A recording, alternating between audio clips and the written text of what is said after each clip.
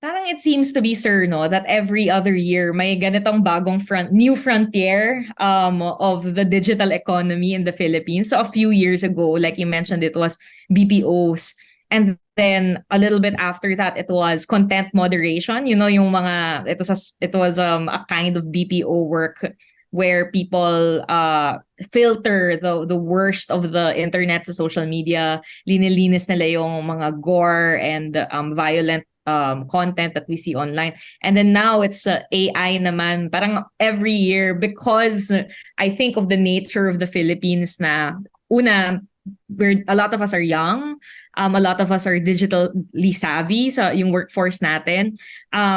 And not to mention, because we were colonized by the US, maraming mga English speaking. So communicative ang workforce natin. At gustong-gusto yan gusto-gusto yan sa global market, no? So parang yun yung reasons kung bakit it seems to be that this seems to keep happening to Filipinos in one way or another, no? Is this particularly worse? I'm not sure, but it seems to be a trend. Kaya it's very important for us to report on it. Like today it's AI, tomorrow it might be something else. Yesterday it was content moderators, the day before that BPOs, diba?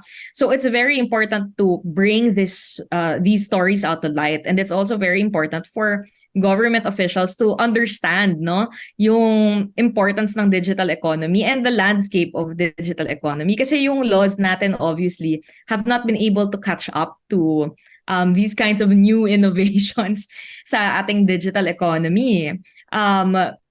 So I'm also very I'm very curious then to find out how people will be responding to our article in terms of a policy siguro, and hopefully it brings more into awareness.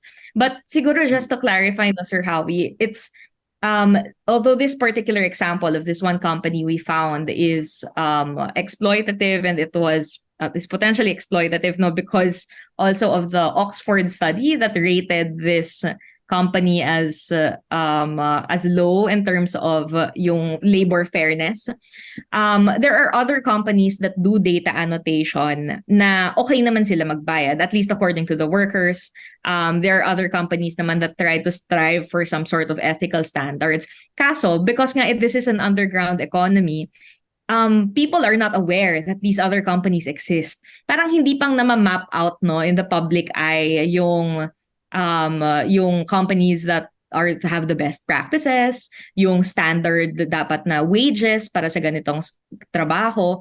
I'm not sure how it was when BPOs first came into the scene, no? Maybe it was also like that at first, and then people started finding out more about it at standardized siya in some way. But I think that's why it's so important to talk about it, para people will learn that, oh, there are other companies that exist. This is too low of a price to be paying for this kind of work.